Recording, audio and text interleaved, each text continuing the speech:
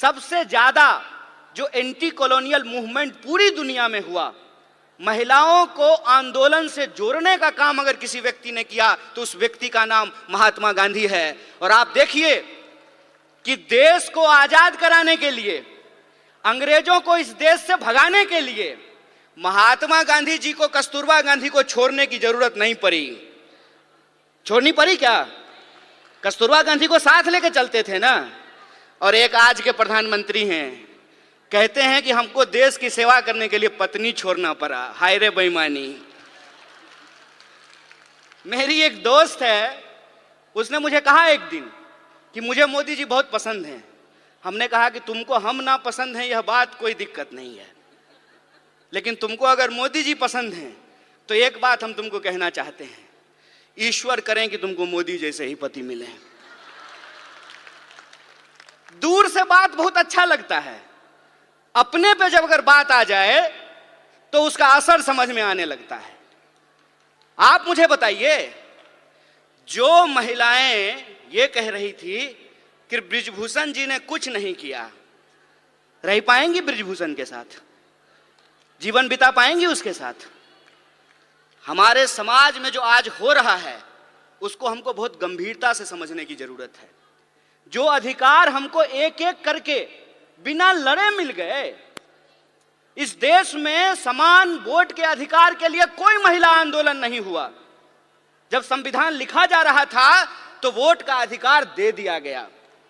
इस देश में संविधान सभा में 15 महिलाएं शामिल होंगी, इसके लिए कोई आंदोलन नहीं हुआ। महात्मा गांधी ने अपने इनिशिएटिव से, उस वक्त जो है हमारा अखिल भारतीय महिला संघ नहीं था, महिला कांग्रेस नहीं था उस वक्त, लेकिन गांधी जी ने महिलाओं को घर से निकाल करके अपने आंदोलन में शामिल कराया। और आप जानते हैं, शराबबंदी के खिलाफ जो पिकेटिंग का आंदोलन होता था वो पूर्ण रूप से महिलाओं का आंदोलन था। महिलाएं जाती थी और शराब की दुकानों को बंद कराती थी।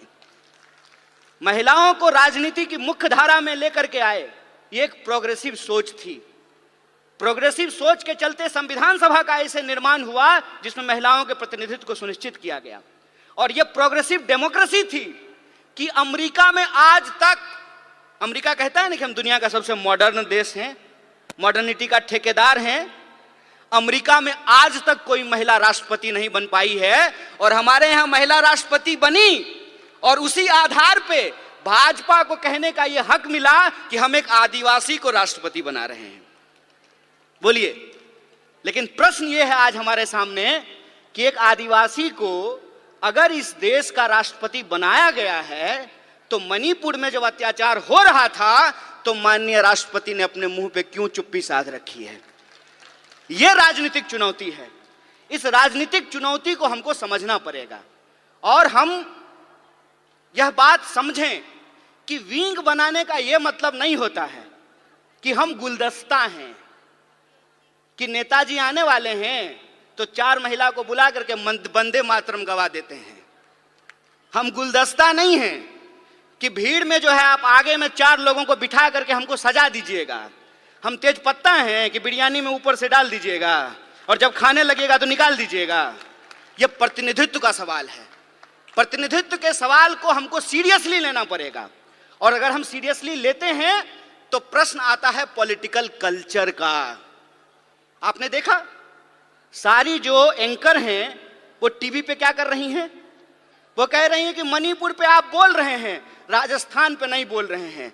अरे राजस्थान क्या, दुनिया के किसी कोने में अगर महिलाओं के ऊपर कोई अत्याचार होगा तो बिना किसी राजनीतिक लाग लपेट के उसके ऊपर सवाल खड़ा करेंगे, उसके खिलाफ बोलेंगे ये हमारा हक है।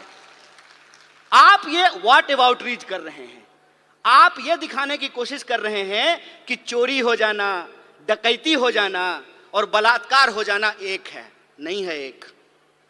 किसी का पर्स मारा गया और किसी के साथ बलात्कार हुआ, ये दोनों अपराध एक है क्या? जो सर्वाइवर होते हैं उनकी पूरी जिंदगी जो खराब हो जाती है। सवाल सिर्फ शरीर का नहीं है, सवाल उनकी मानसिकता का है, सवाल साइकोलॉजी का है। इस बात को हमको समझना पड़ेगा। और ये दोनों अपराध को मिलाने, दोनों अपराध को एक बनाने की कोशिश कर रहे हैं। हमको इसकी गंभीरता को समझना पड़ेगा।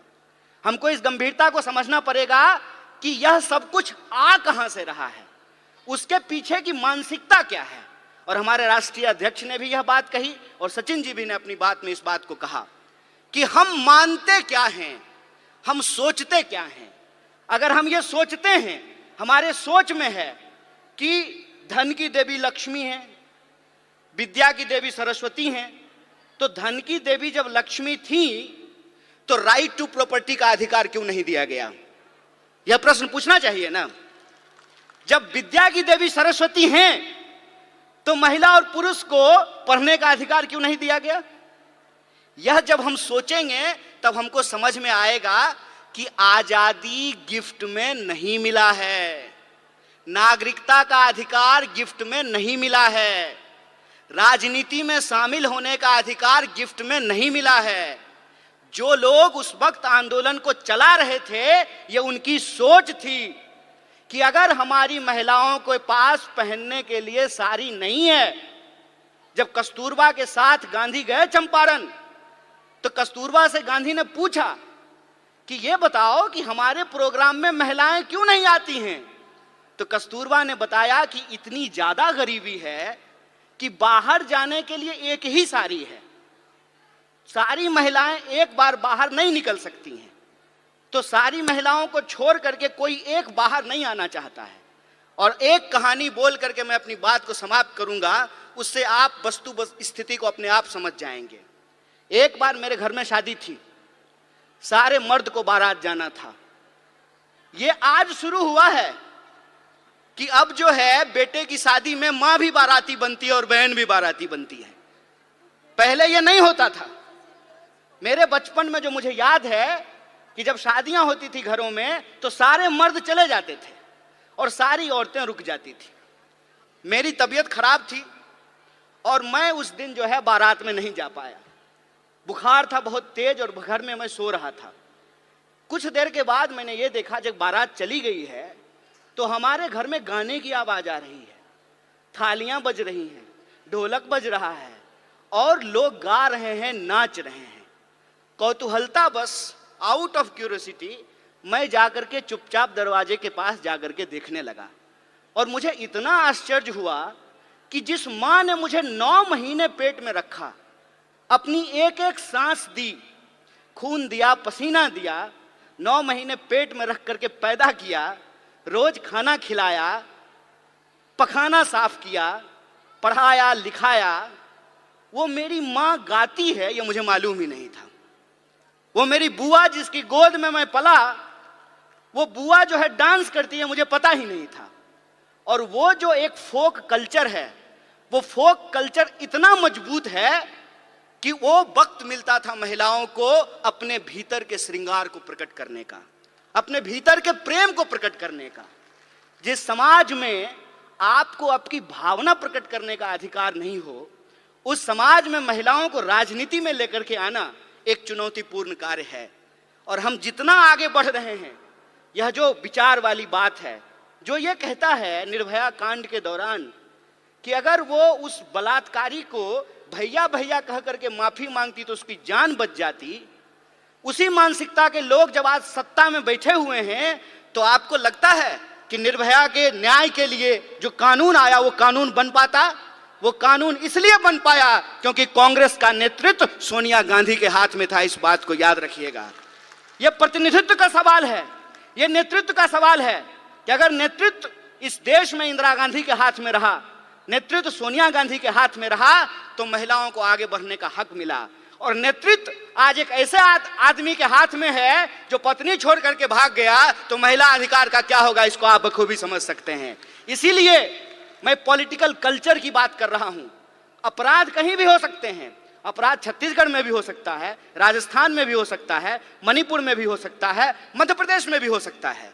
लेकिन अपराध के बाद पुलिस की कार्रवाई कैसे हो रही है, सरकार उस पर क्या बोल रही है, जिस पार्टी की सरकार है उसके स्पोक्स पर्सन क्या बोल रहे हैं, इस बात पे हमको ध्यान देना पड़ेगा। और कांग्रेस और बीजेपी के बीच में दल का फर्क नहीं है, विचार का फर्क है। इस बात को हमको समझना पड़ेगा। और अगर हम समानता में भरोसा रखते हैं, अगर हमको लगता है कि बलात्कारियों को मंत्री, मुख्यमंत्री, विधायक और एमपी नहीं बनाना चाहिए, तो 2024 का चुनाव कांग्रेस पार्टी के अस्तित्व का चुनाव नहीं है। 2024 का चुनाव हम महिलाओं के लिए, हम तमाम नागरिकों के लिए, इस देश के अस्तित्व का सवाल है, संविधान के अस्तित्व के सवाल है। इसको हमको समझना पड़ेगा। और जिन चीजों से हम जूझ रहे हैं, चाहे वो महंगाई हो, चाहे वो बेकारी हो, उन तमाम सवालों को लेकर के हमको घर घर जाना है। और जो संविधान ने जो हमको अधिकार दिया है, समान अवसर का, सम्मान का, एकता का, भागीदारी का, उसको हमको आगे लेकर के जाना होगा। और जो नारा आपने लगाया है, आधी आबादी पूरा हक, अपनी पार्टी और एनएसयूआई की तरफ से इस मांग के साथ हम पूर्ण समर्थन में खड़े हैं और आप इस लड़ाई में कंधे से कंधे मिला करके आपके साथ चलेंगे।